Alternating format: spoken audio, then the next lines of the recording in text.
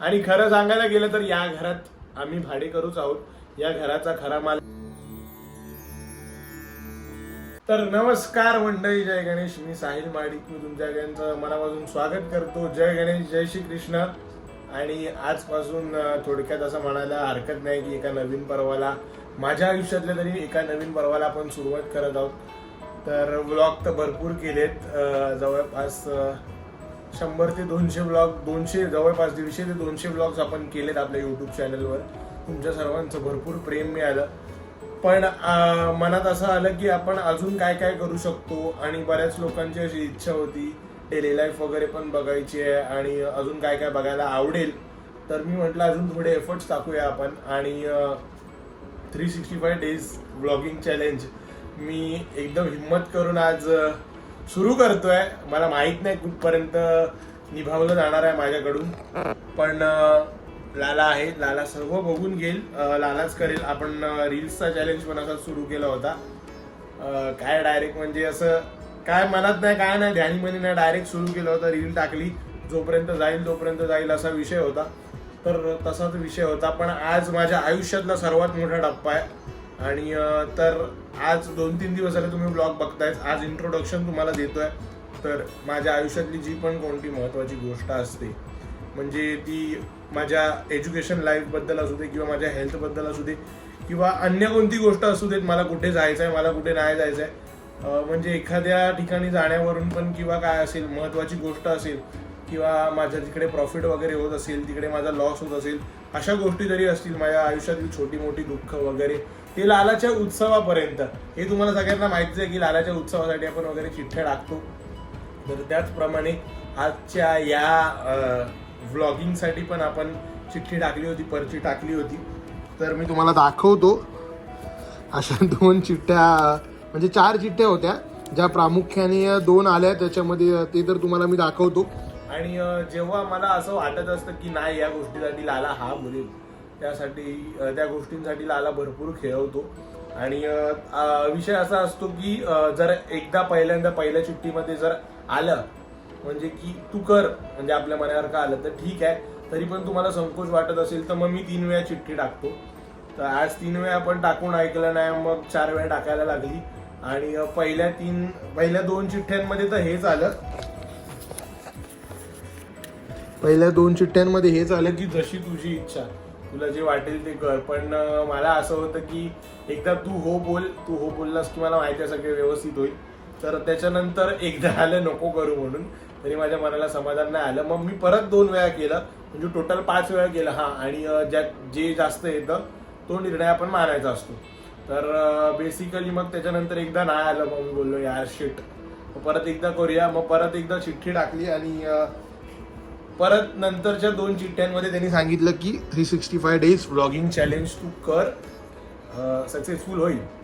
तर मग आपण माझ्या हिमतीने आणि लालाच्या आशीर्वादाने, गुरुजनांच्या आशीर्वादाने आणि तुमच्या सर्वांच्या प्रेमाने तर आपण आजपासून 365 डेज व्लॉगिंग चॅलेंजला सुरुवात करतोय. कुठपर्यंत जाईल तिथपर्यंत सांभाळून घ्या. आता 5-6 दिवसांपूर्वीच तुम्ही बघताय गुरुजी येऊन गेले घरी. तर त्याचसाठी थोडीशी तयारी केली होती 1-2 महिने आधी.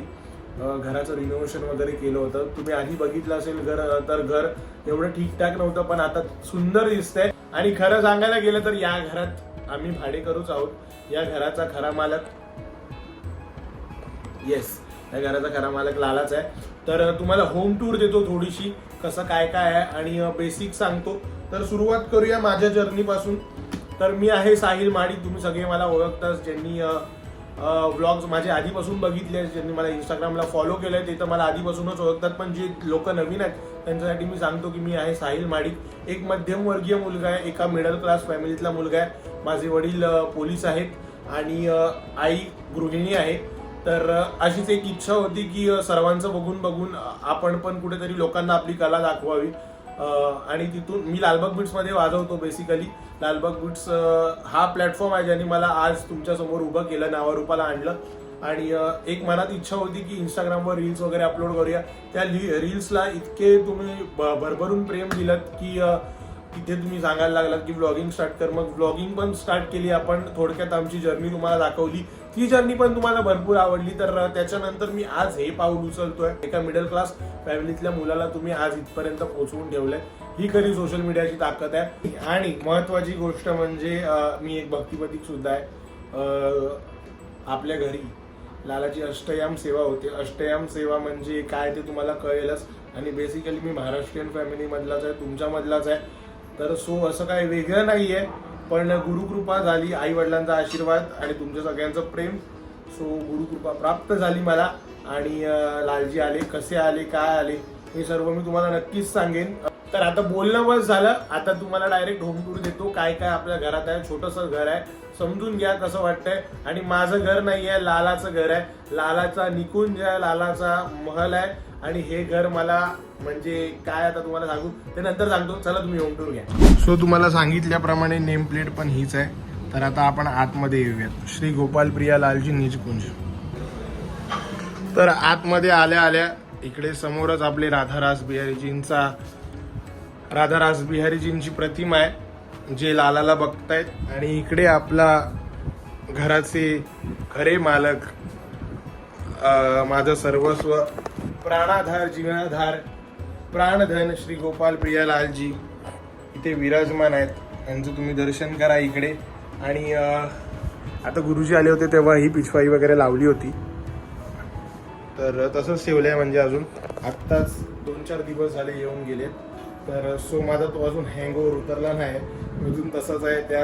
त्याच फिलिंगमध्ये आहे, त्याच इमोशन्समध्ये आहे. तर अजून काय काढायचं माझं तरी मन नाही झालंय. आणि थंडी आहे, सो हे विंटर्सचे कपडे असतात लालाचे. आणि हातात तुम्ही इथे बघू शकता सॉक्स आहेत, दोन्ही हातात सॉक्स आहेत.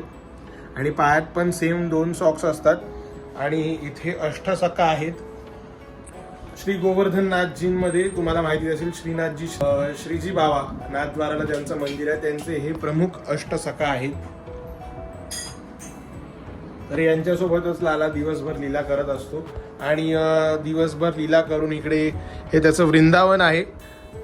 थोडक्यात इकडे त्याच्या गैया आहेत, मोर आहेत, बदक आहेत, राजहंस आहेत.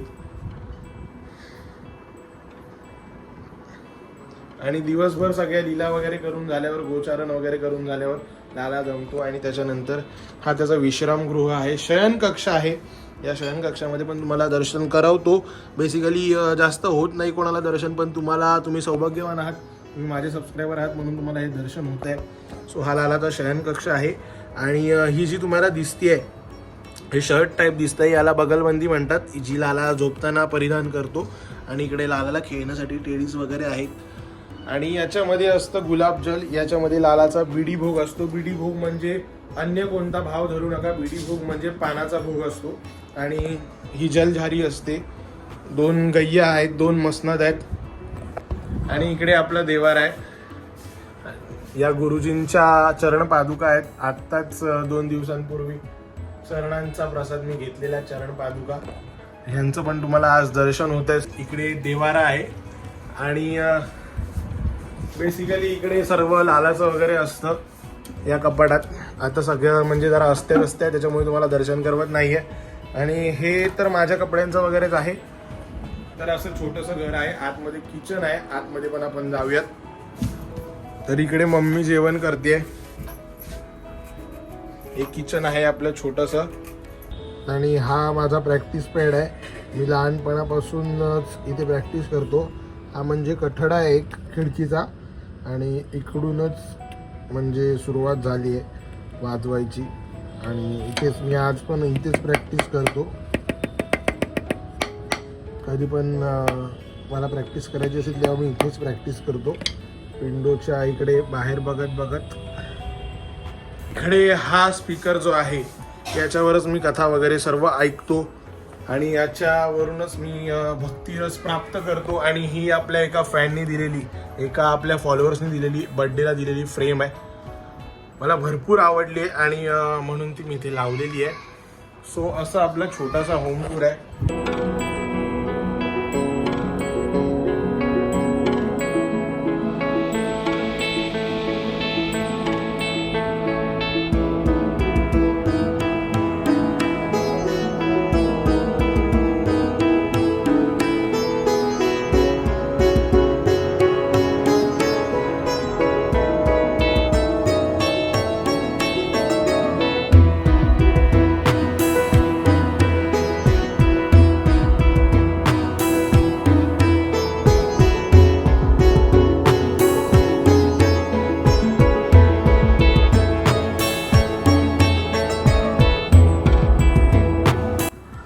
आजचा तुम्हाला आपला इंट्रोडक्शन आणि होम टूर ब्लॉग आवडला असेल तर लाईक करा, शेअर करा आणि चॅनलवर नवीन असेल तर सबस्क्राईब करा. आपण भेटूया अशाच एका नवीन ब्लॉगमध्ये.